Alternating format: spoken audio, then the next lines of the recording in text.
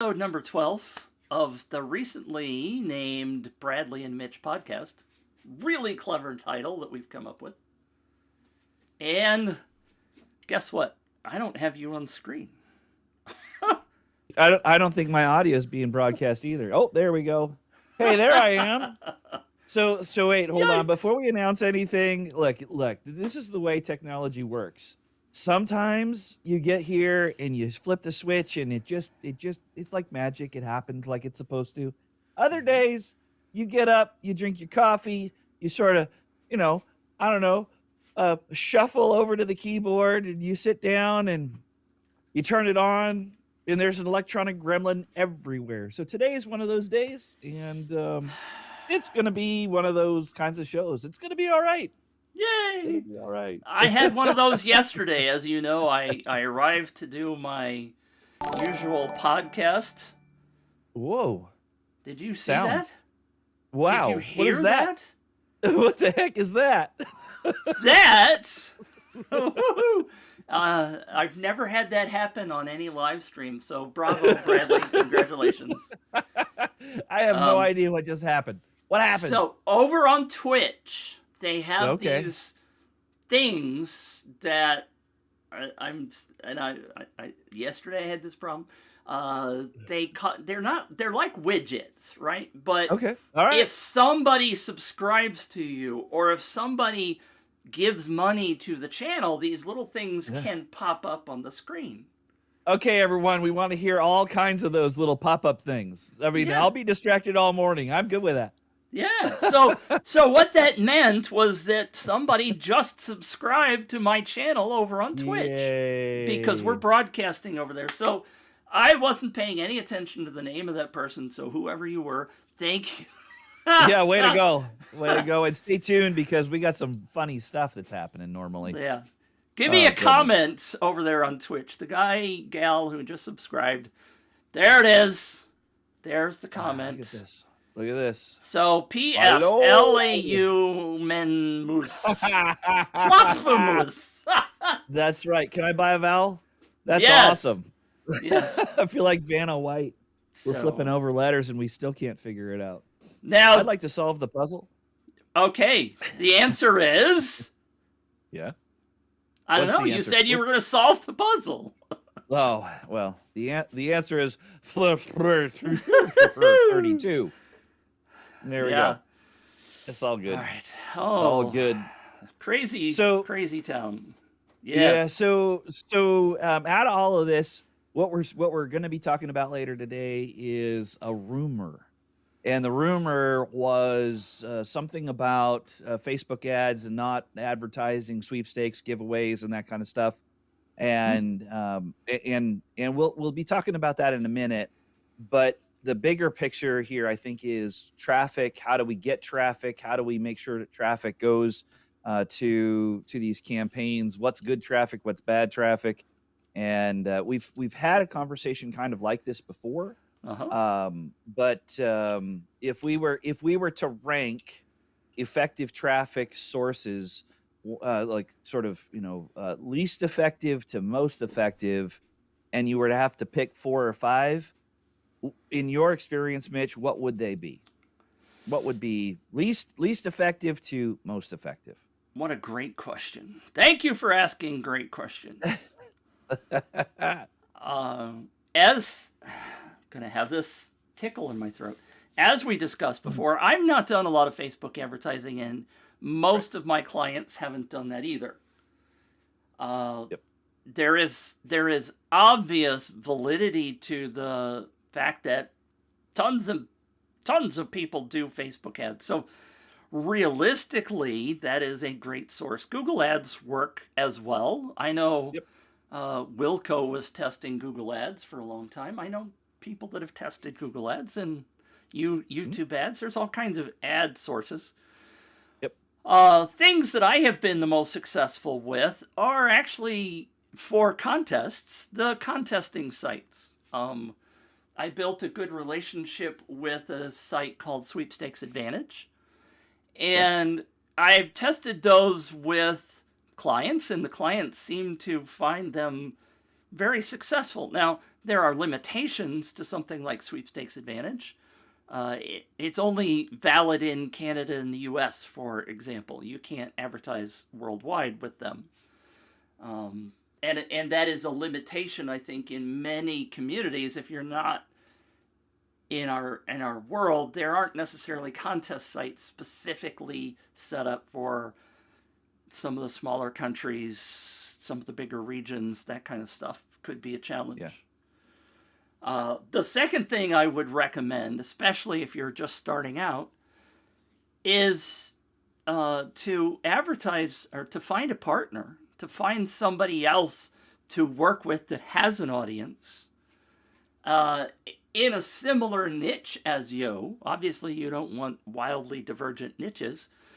And come up with a relationship with those people and work together, because it's going to benefit the both of you.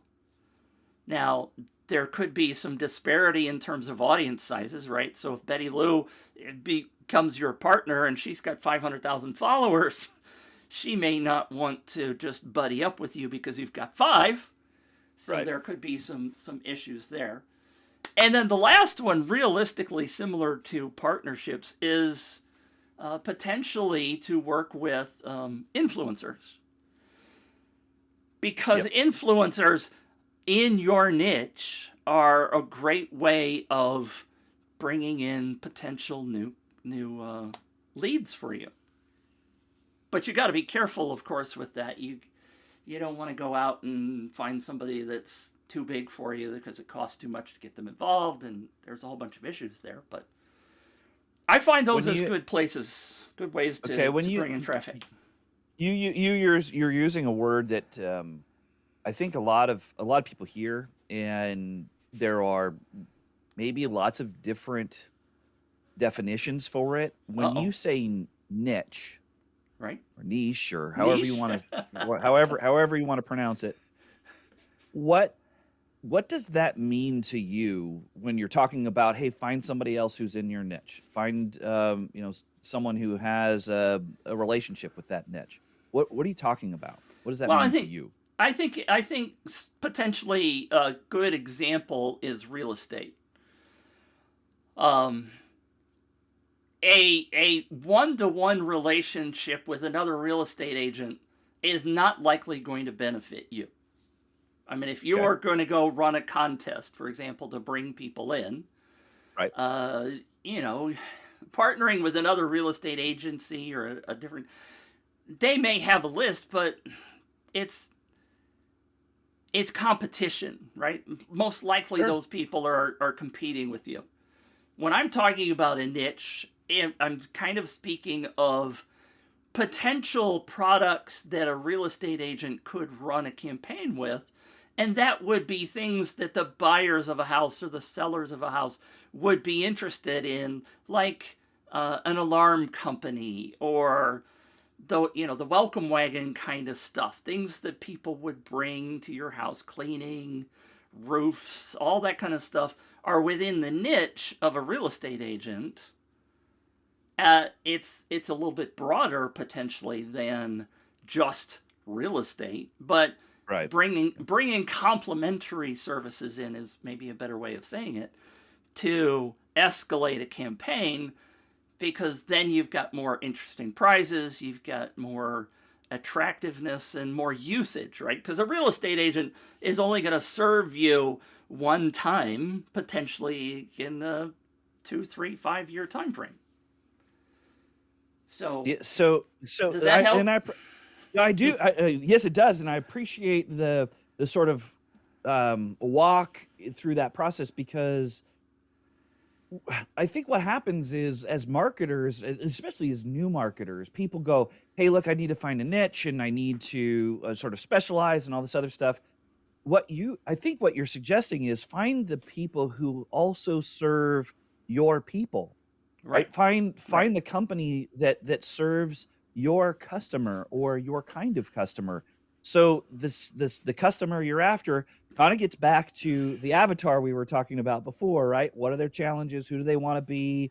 What problems do they have that they need immediate solutions to?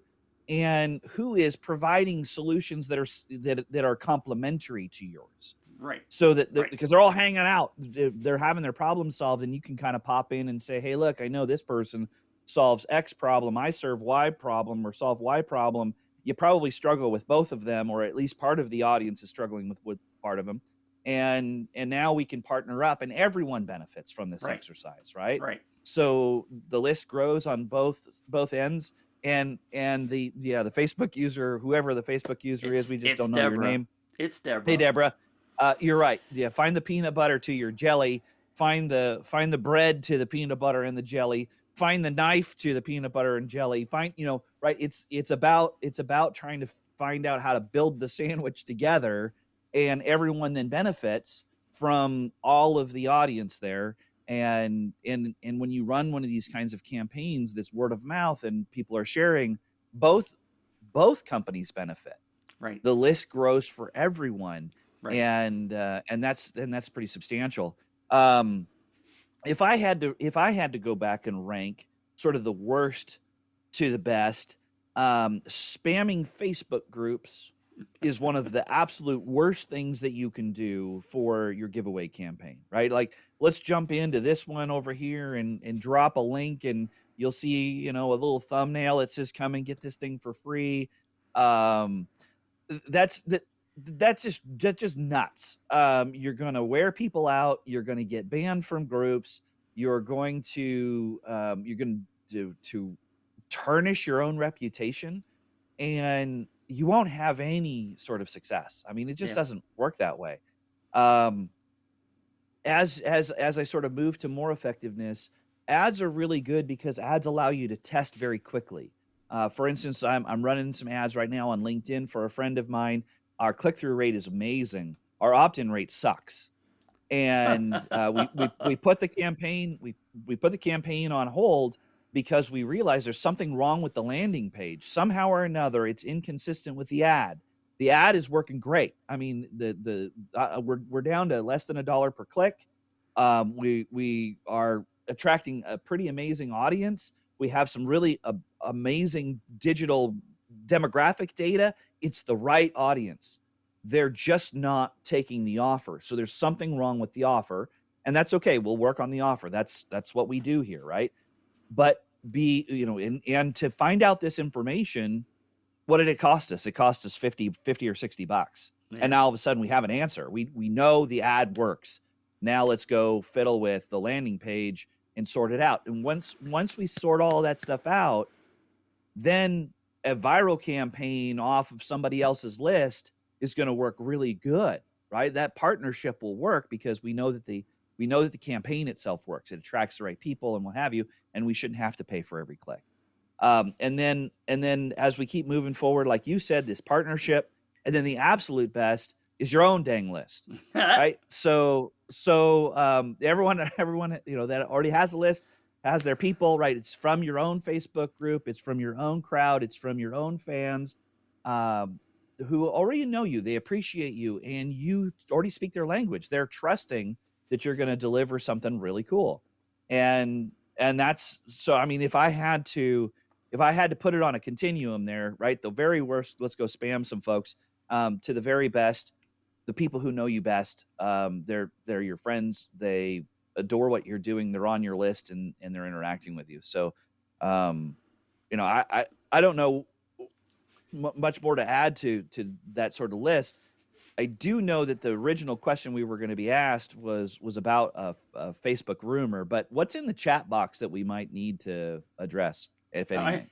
I don't know. That I've been trying to think about this. So our new friend over on Twitch says there's no cam, and I don't know what that means. I don't know what that means either. I currently don't have Twitch up, so Okay. making the assumption that our cameras, which was what I would Yeah. assume on cam.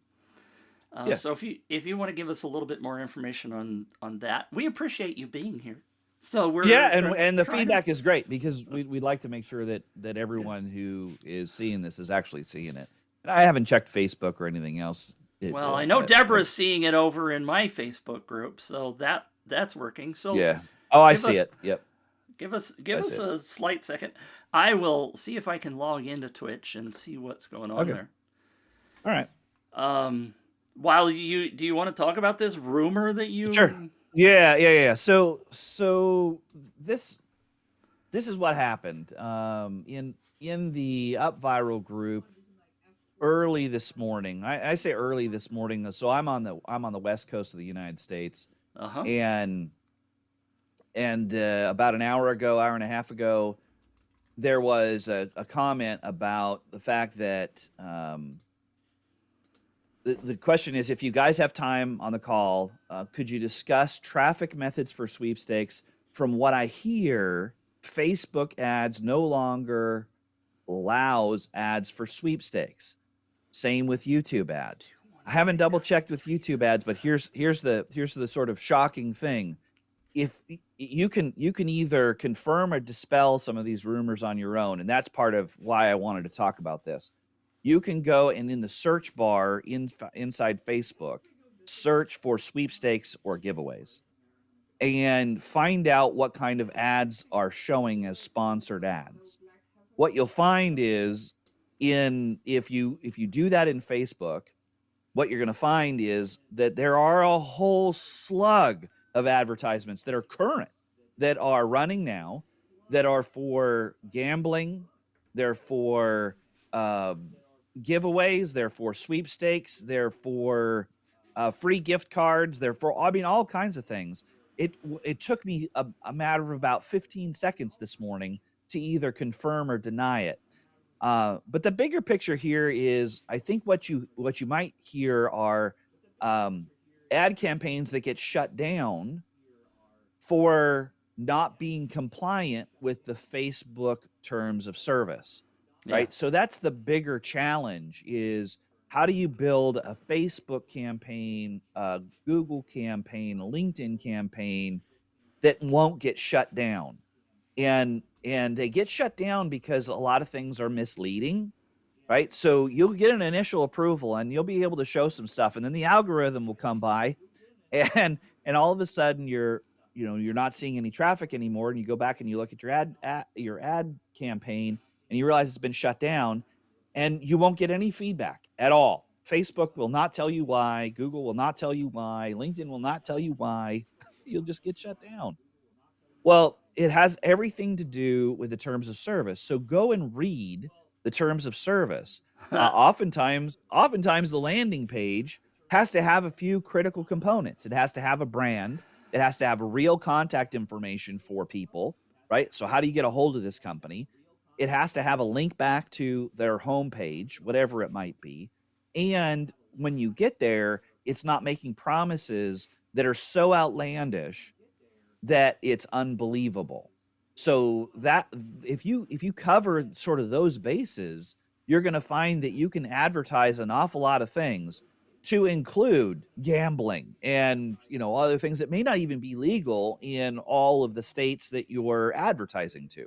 Right. But that you got to read the rules, and that's part of the challenge, because the rules are hard to get through and can be interpreted multiple ways. So And it would certainly be nice if the tools that you are working with would give you that feedback, right? right. Yep. My wife was advertising a long time ago, and all they said when they shut her down was read the terms and conditions. And Yeah. it from the perspective of the people out here in the world that are just learning to be entrepreneurs, learning to figure this stuff out, Right. it kind of is a frustration, because you don't want to have to go do all that work, because even if you do the work of reading the terms and conditions, you don't understand what a lot of those things mean.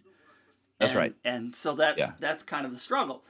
But on the other hand, one of the reasons to use these tools, that the word of mouth tools that we talk about, for example, I almost said Right. Facebook, Up Viral, Right. the joy is that you are getting the people to advertise for you, right? Yeah. When Yep. you convince Deborah to share, I'm picking on Deborah because Right. I know she's here.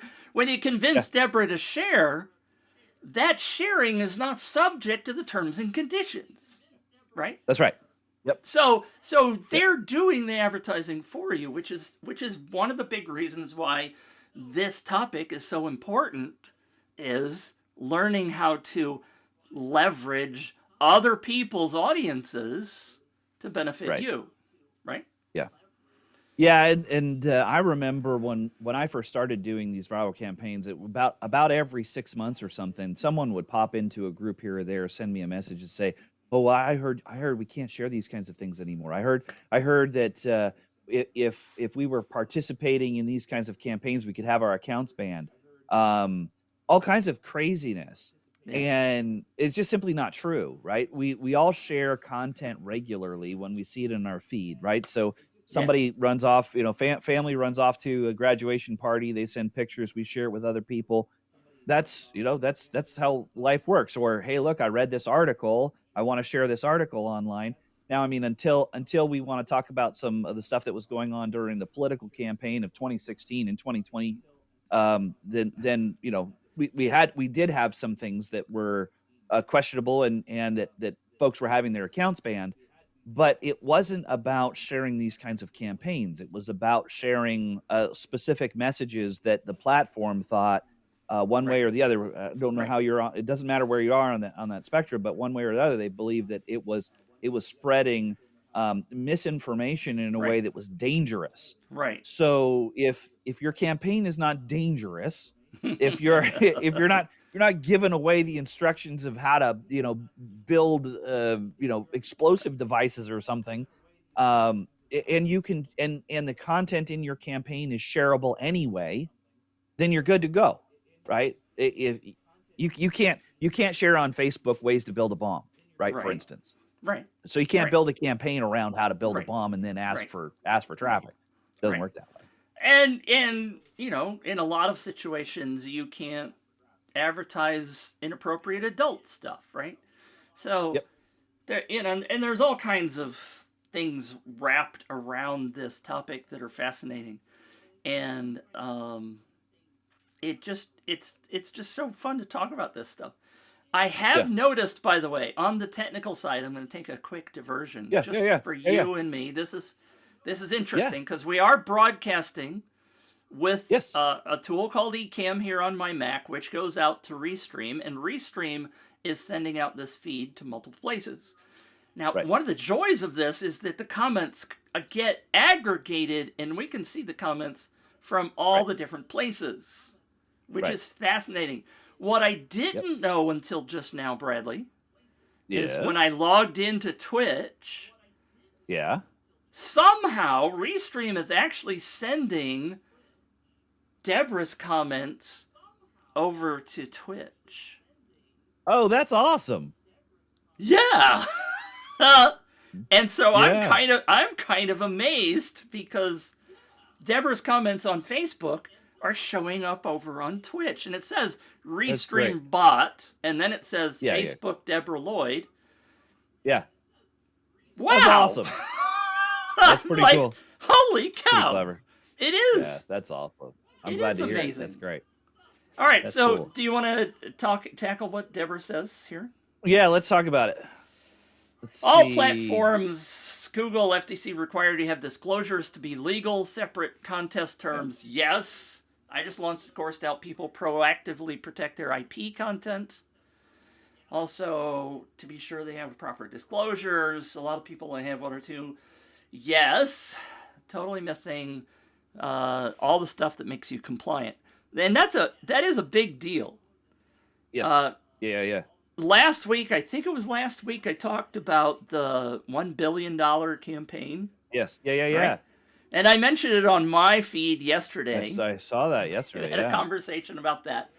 And I'm on Facebook now having a conversation with two of the people from this AVA Zoo, however you Yeah. say that, Ava Zoo. And what they haven't yet figured out is the questions that I'm asking. When does the campaign start? When does it end? How do the Yeah. winners get picked? Right. Blah blah Yeah. blah blah blah. How does the money that they're taking in get distributed? Yep. All of these Yep. questions should be at least in the terms of conditions. Right.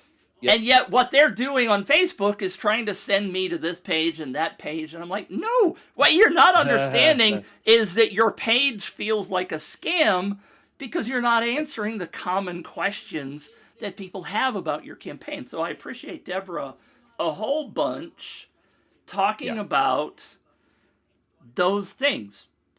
It's boring. Terms and conditions suck, right?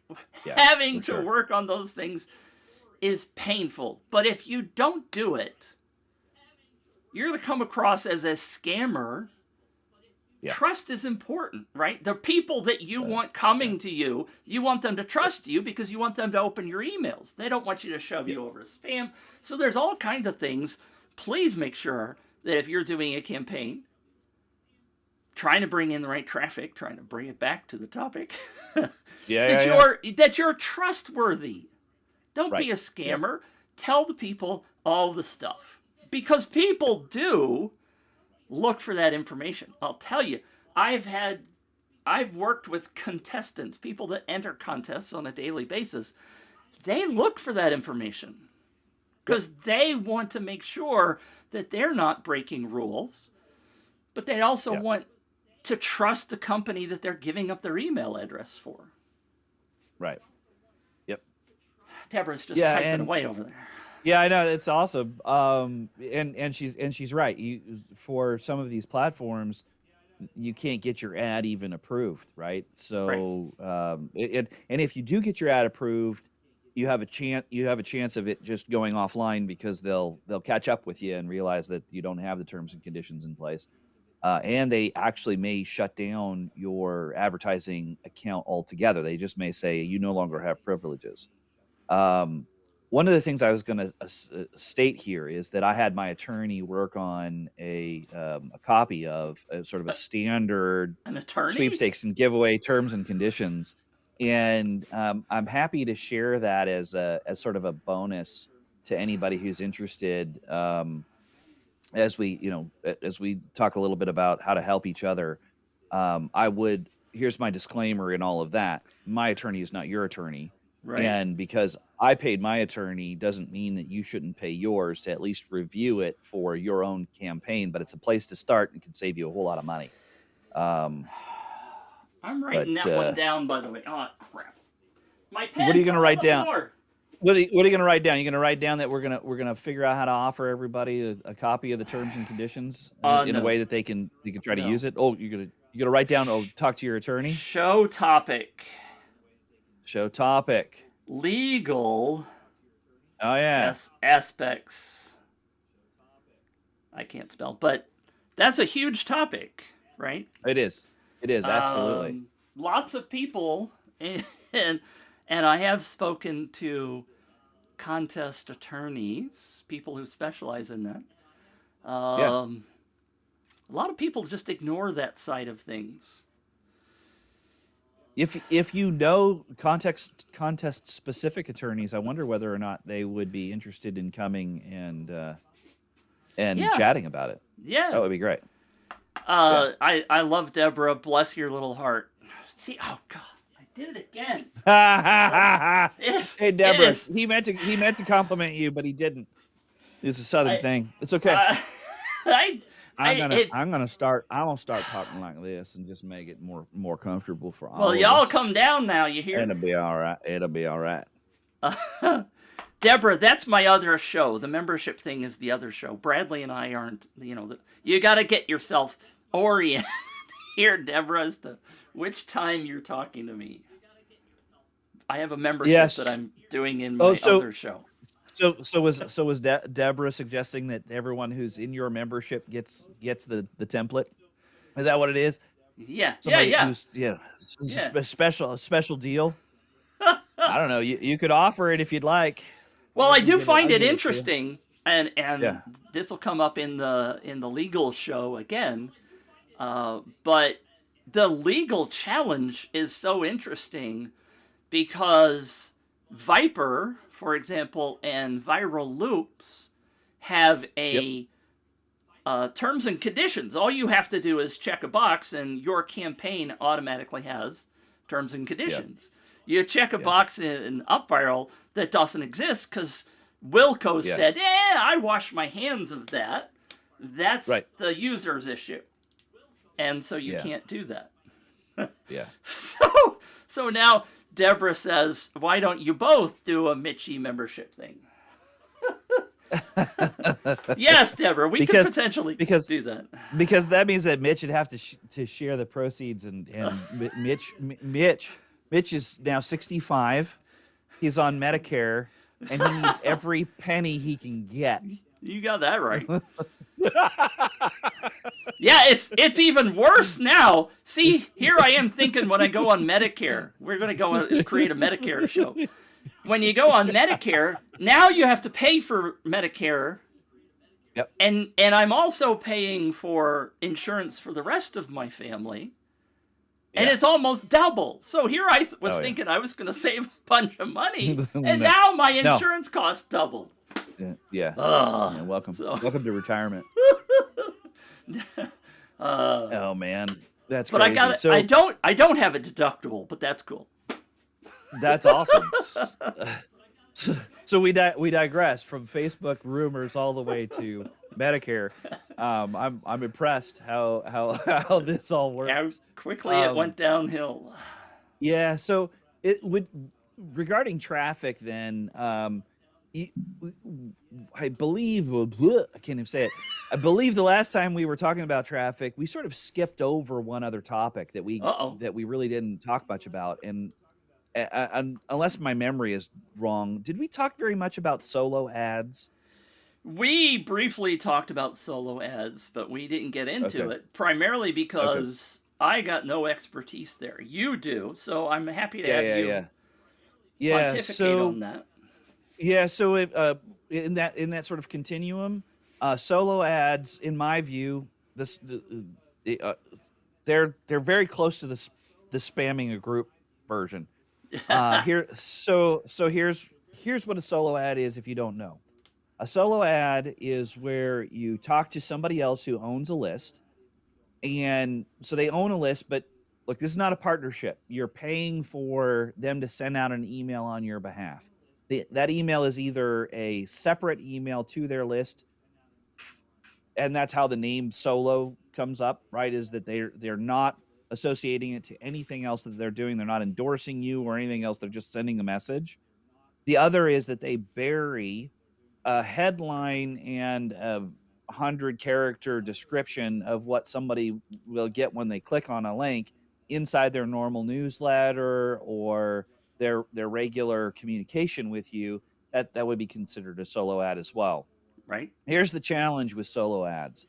Solo ads are gained a lot of popularity probably about 10 or so years ago, and a series of individuals are now selling solo ads based on a guaranteed number of clicks that will come through, and then they turn it off. So what you do is you pay for the so many number of clicks, and that's the traffic that goes to your website. What we've found in doing a whole lot of research is at least half, if not more than half, of the current providers that seem to have reasonable reputations are actually using bots to send traffic to your pages. So you do absolutely get traffic, and you can watch it on Google Analytics. But what you find is that you get all this traffic and no one takes any action. Right. It comes from, and they're bouncing around all the different IP addresses all over the planet. You could even restrict it geographically. They have tools out there that are built right now. If you went out to the web and did a search for testing and distributing traffic to websites, you can find actual bots that are pre-written you can buy, and you can send your own traffic, and you can send traffic all day long. And all it does is say, hey, look, somebody visited your page. It's not real people. Whoa. So be very, very careful about how you do that. And then the other is some of the solo ads will either allow you, I mean, some of the more reputable folks will allow you to test some headlines and send it and see how those things perform. Others won't allow you to do any of that. They'll say, "What is the link you want for me to promote?" And they themselves will try to figure out, well, what's the hook or headline that's effective for their community, Wow. and what is their community trying to solve, and they will actually create the ad on their own. So there's all kinds of sort of challenges in that, but you can waste a truckload of money I bet. to nothing. And when you first see the traffic, you're thinking, man, this is really great. All I did was pay somebody $100. I'm gonna have a whole bunch of traffic hit my website, and man, it hits your website, and it hits your website in like 3 hours. And you can watch Google, live, and all of a sudden you're like, oh, there's like 30 people on my landing page. Now there's 200 people on my landing page all at the same time, and not a single action. You're like, this is weird. I Yeah. wonder what happened. It's just you got sold a bill of goods, and if you're not careful, then that traffic stream is going to kind of get you hosed over time. Yeah. It's gonna be bad. Sounds bad. It is Um, bad. it is bad. I'm trying something different. I put me and you on the other side. The experience that I've had, isn't that exciting? We switched sides. Yeah, I'm with that guy. That's funny. It's backwards. Um, the only experience I have, by the way, which drove me bonkers, and I do think I mentioned this earlier, is that I had one client that decided to run an ad with a list seller Oh, that had a oh, large list. yeah, yeah, yeah, And my advice to them was don't do it. Just yeah. don't do it. Or at Right. least test it, right? Yeah, But yeah, they yeah. spent $2,000 on this list. The people promised that it was parents of newborns. They were selling little cute baby onesies. $2,000 they spent and got zero sales. Yeah, I'm like, I told you not to do it. I told yeah, you, don't do it. yeah, So you do yeah. definitely have to be very careful. Yeah, and then and maybe in there, if you do choose to do this, it's not a smart thing, but we can't tell everybody, what to do, but if you do choose to, I would suggest that on the testing side, one, you're paying attention to traffic, like I said, with the Google Analytics or something. Uh huh. The second is I would turn on double opt-in for your email. And so not everyone does double opt-in. I know why, and it's okay.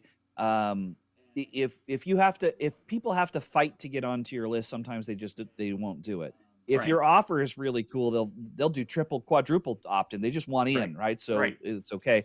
Um, but I understand why people will do single or double opt-in. But if you're going to do a solo ad, I would highly recommend doing a double opt-in to validate that the email addresses that are coming in are true That's a great and idea. accurate, because you can fill your list now with a whole bunch of garbage, and most of the platforms right now are charging per subscriber. Right. So if you put in a whole bunch of subscribers that are not real, that will never open an email, you're gonna suffer from deliverability later on, and you're gonna also pay more with a list that just has junk on it. Right. So Right. double opt in if I were you. That's a great idea. I typically don't like double opt in. Yeah, The whole variety of reasons. As a matter of absolutely. fact, since we're going down another rabbit hole, my good friend Christina Etheridge, which we may have on as a guest at some point, her goal is to double your open rates. Yep. And she's been looking at data all day long about double opt-in, and as much as people say double opt-in gives you a much cleaner list of people who are energized and interested Yeah, in yeah, your yeah. stuff, Yep. it doesn't always do that, and they're not going to be any more energized than the people that just come in normally. But in your Yeah. case, in this solo ads idea, I think it does a very good job of weeding out the people that are just garbage leads. So Yeah. I think that's a great tip. Yeah. Yep. This Facebook user, it has to do with comments not somebody not being quote logged in. I know Yep. you're logged in. I found his it's Sven. It's why am I having trouble saying this? Well, Sven. both of us are having a tough time. It is. It's the early morning on a Wednesday, I guess. I'm not sure. So thank you, Sven, for being here. Under the rule of 7, a solo ad doesn't seem useful at all in the first place. They do have a lot of use. I have seen people use them with great benefit. I mean, I've seen them. I've talked to people that have done like the little banner ad that you were talking at the top of a newsletter. Yep. In the right audience, again, it's all about talking to the right people. It can be very useful, I think. Okay, so I'm going to expose my ignorance. What in the Uh-oh. world is a rule of 7? Okay, great question. Sven, you're on the hot seat. Somebody here. clarify what in the world is a rule of 7? We're willing to learn something new on this show. Yeah, Did you so Google it? I Google it. I Google it, and it says marketing fundamentals, the rule of 7. But I haven't, and it's one of the oldest principles in marketing. But that doesn't tell me anything. What in the world is it? Did you see the comment that just came in? Yeah, Simon, check him out. Simon, isn't that your Simon? Yeah, and he says he thinks I sound ill. Maybe. Man, you So- must be in England. There is something wrong with the audio signal when it crosses the pond. I'm feeling amazing. I don't know why I would sound ill. So for okay? those- Your headphones working? Those of you who don't know Bradley's background, Bradley and Simon used to do a podcast together that I would listen to periodically. So there's a relationship there. Yep. Yeah, no, it's awesome. I love it. So I love it. Deborah says, and thank you, Simon, for being here. I've heard the rule of 7 means people need 7 touches before they engage. Okay, And so that's yeah, what Sven okay. says as well. Okay, so that the number of touches, and I've heard the number anywhere between like 7 and 12. Right. It can be a lot. So the first touch, I mean, even on a solo ad, it may make sense where the first touch is the ad itself, and then subsequent touches come through email before they buy something, right? I mean, Right, that's the whole right. idea. Is it may not take you 7 touches to have them opt in.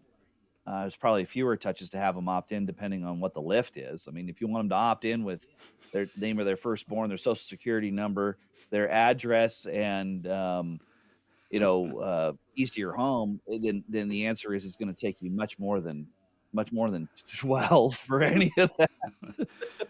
Deborah says, yeah, inflation pushed it up to 12. Very, very on point. Well, way to go, current, Deborah. Current reference. I'd like to blame this on Putin's war in Ukraine. We had to take some more touches for people to opt in.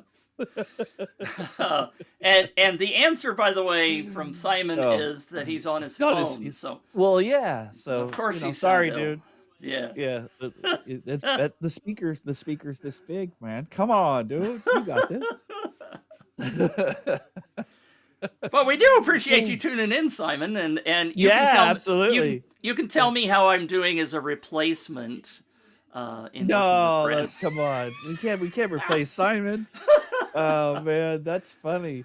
And so Simon and I have, I mean, I don't know how long he's been listening, but he and I have both had this experience with solo ads, and we did a number of shows on solo ads, and Simon is much more blunt and might I say a little more crass than I am. His language is a little saltier than mine.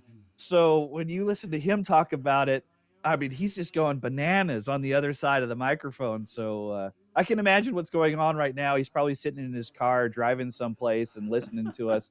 And he's going to run the car off the road. Dude, just keep it between the lines. Stay calm. It's going to be all right. Yeah, goodness. I do remember some of those shows got a little bit wild. So yeah, for sure. For those of you, I'm sorry, I'm going to interrupt. For those of you who are watching and listening and whatever, if you're here Yep. live in the comments. Tell us what you think the best traffic source is for your particular business, and it would help if you told us what your business is. Yeah.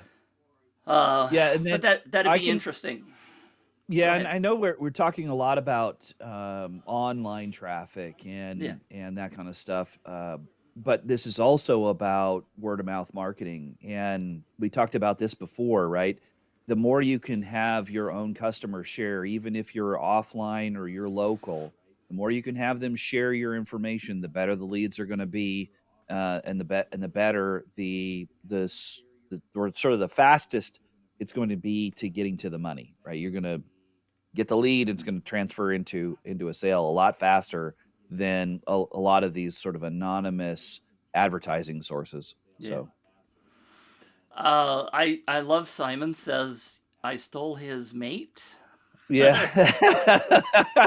And he also clarifies that he's sitting in the garden, so he's Oh, way to go. He's listening to taking a us. day off, hanging out in the garden, drinking Uh, some tea, smoking a cigarette. it might be tea time in Britain, isn't it? Yeah, I don't know. It's So Deborah has a question afternoon. related to Yep. double opt-in. Do you have any Yeah. thoughts on asking for a phone number? Just don't do it. I hate that I don't want my phone number. I mean, yeah, my answer may be different than Bradley's. Watch this. I'm Mhm. going to put me in the big screen here. Uh, I won't give up my phone number if somebody asks me for it on an opt-in. Or if I do have to put in an opt-in and it's good enough, I put in area code 123, phone number 1234567 8. So I will not give up my phone number. Now, the solution to that, if you're doing UpViral, for example, as an opt-in, what I would prefer that you do is to just get their name and their email, or just email on the opt-in, whatever reduces the pain to getting in. And then on the sharing page, that UpViral uses, the thank you page, encourage them to give up their phone number for texting. For example, if you're going to send updates and stuff, and since you're using a tool like UpViral where you're gamifying things, give them a ton of points for giving up their phone number and opting into text messages, and tell them you're not going to be calling them, blah, blah, blah, whatever you need to do. But that's a much better alternative in my mind than asking for a phone number on the front end. Yeah, I'm not sure my answer differs very much, except that I was at a meeting a couple weeks ago where I sit on a membership committee for a fairly large nonprofit organization that's associated to professional services, and we actually had this conversation where folks were. But look, we have an amazing open rate. Our open rate is like 65% of our email right now, Nice. and click through rate is like 30 or 35%. So the content we're providing is incredibly relevant. However, when you talk to folks who don't sort of live in our world and you say, "Hey, look, 65% of the people are open in our email," they're like, "Oh my gosh, that means 35% are not. How are we going to connect with them?" And I'm thinking, "Oh my gosh, if everyone had a 65% open rate, it would be amazing." Um, anyway, the conversation came up about, well, are we talking to them in the right channels? Are they hearing from us where they need to hear from us? And the conversation of phone numbers came up, and it was really interesting. Out of the four people who were sitting at the table chatting, half of the people said, "You know what? I'm good with announcements for reminders for events and things like that for this group on my phone." The other half were like, kind of like where you were, Mitch, to say, "Oh my gosh, I'm not giving up my phone number to somebody else to just beat up my inbox or, Right. have Right. me sit there reading text messages all day." Right. And the answer in our group was kind of like you, let's give them the option. If they prefer to be communicated that way, let's give them an option, but let's not require it. And Right. we can require it, I mean, we can give them the option up front, and we can reintroduce that over time And that's kind of where we're at right now is, hey, if you want to sign up for our newsletter, give us your name, email address, and the company you work for, which is normal in this kind of organization. It's fine. Yeah. Yeah. And then we're going to put in, for optional updates for, events and other things, put your, put your mobile number here and we'll send you text message reminders. Right. And we're going to see whether or not that works, but, Right. but not required. Right. If you make it required, I think it's way too heavy of a lift. Yeah.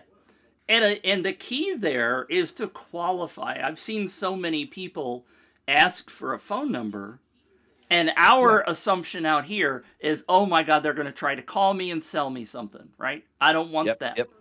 But if it's only for sending updates, then make sure you qualify that. Tell people what you just said, because then I'm much more likely to go, okay, I'll opt into that because I can opt out of it. I'm not going to get somebody trying to heavy sell me on the phone, right? So the key there is clarity.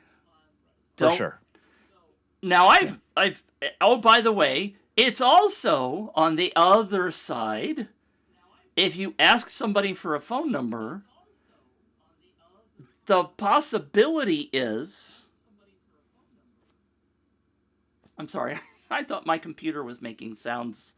Anyway, the possibility is that you are going to get more highly qualified people for your list because they are willing to give it up, right? They are willing to potentially get that call. I saw a case study of a gym that was giving away exercise equipment and stuff like that with a phone number request. And what they did was they called the people that opted into the contest and they offered them a free gym membership for a month or whatever. Yeah. And their sales skyrocketed. So the people that were willing to give up their phone number were the people that turned out to be their real target audience. Yep. So I'm not saying, you have to give them the information, clarify why you're asking for the phone number, reduce the lift. I love that phrase. Reduce the lift so they understand whether you're going to call them or not. And then they'll be much more likely to A, trust you. We're going back to the trust issue again. Yeah. And B, they may actually be a much better person on your list. Yeah.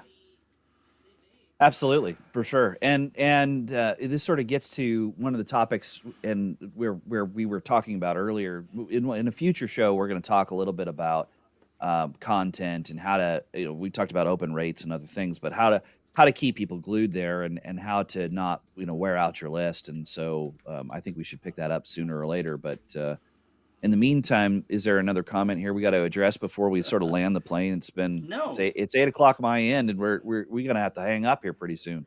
Yeah. Did you see, by the way, that I just sent you a private comment between us? Yeah. I learned just yesterday that this software lets you and I communicate without talking to them. Oh, what a brilliant idea. Ooh, it's secrets. I just told Bradley, hey, we're at 52 minutes, by the way. Oh, you didn't have to disclose what we were talking about. I like the mystery of it all. Well, that's the only one I'm ever going to say.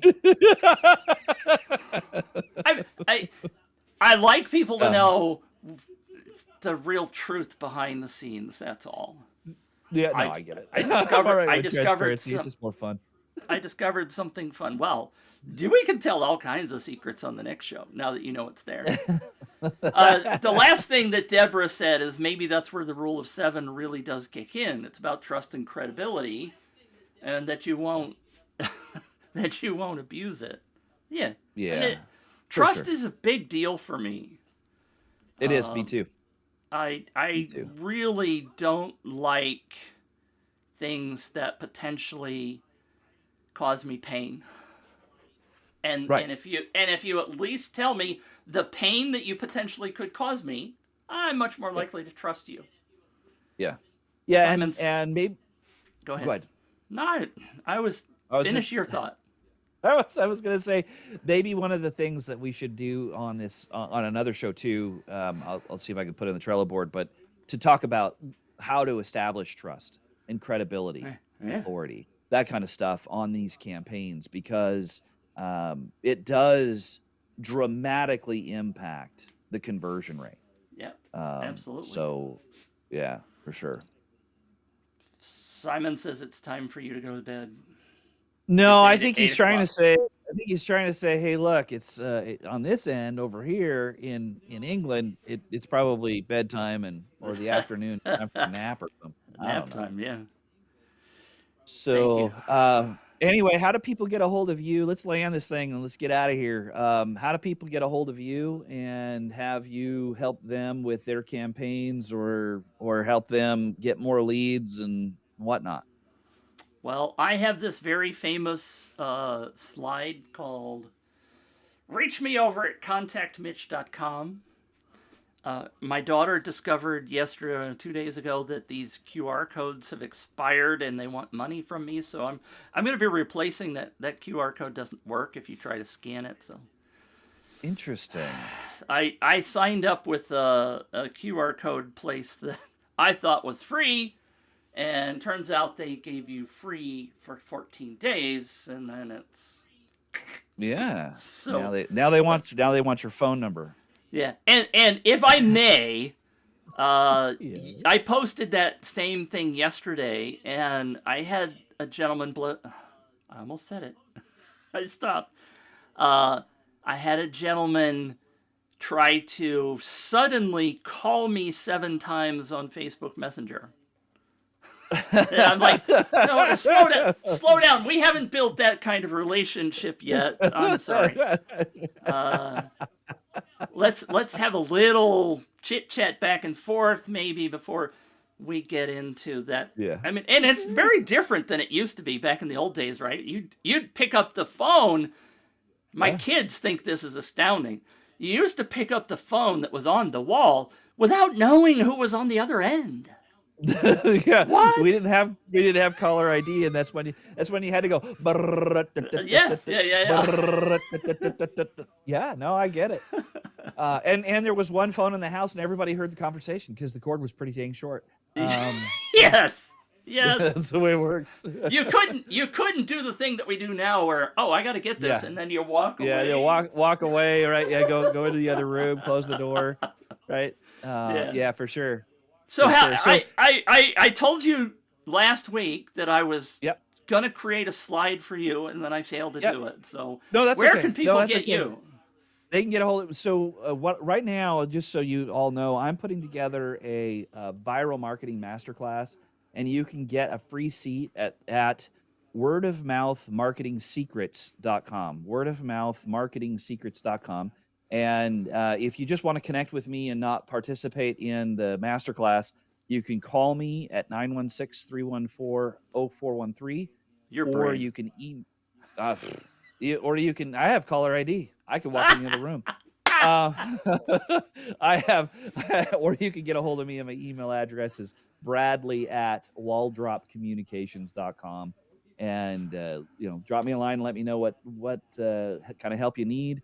And I'm going to start to put together a folder of things that we've promised along the way as sort of giveaway packages, and one of those is going to be the terms and conditions. Nice. We'll just keep adding to stuff over time as the shows go on, and you guys can opt in. And as we release new packages, we'll just give them to you, And and speaking hopefully of it'll bring that, some value. Yeah, what we're gonna do, since right now we're working on more ways of distributing this podcast, but if you currently go to hearmitch.com, it's up on the screen for those of you watching on audio. Hear Mitch, that's HEAR Mitch.com. There is we can post all of the attachments. So when Bradley says that thing, you can find that there yeah, on that page. And you, at the top of the page, there's a search bar, and you can search for, if you heard a segment in episode 2 where you want yeah, to go back and re-listen to that segment, if you just write down on an envelope or a piece of paper somewhere a phrase that will get you back there, then the search will find that exact moment in the podcast, help you figure out and re-listen to that section. yep, So for it's a sure. great tool to make that happen. So that's hearmitch.com. Yep. And Deborah's doing us a solid. She's She's putting the awesome. links in the chats. Way to go. And with that, I appreciate everyone who's here, who's participating in the conversation. It's a lot of fun for me, and we will be doing this every week. There will be times where we need to take a break and what have you, but Yeah. right now, every week, 7 a.m. Pacific time on Wednesdays. And Mitch, I appreciate you kind of doing the knobs and the bells and whistles and all that other stuff on that end. And thanks I for need having to me again. I need to put another label next to my name of producer. Yes, you Yeah. are the producer on the All right. fly. Way to go. Thank you everybody for being here. Thank you, Bradley, of Yep. course. And we are landing the plane.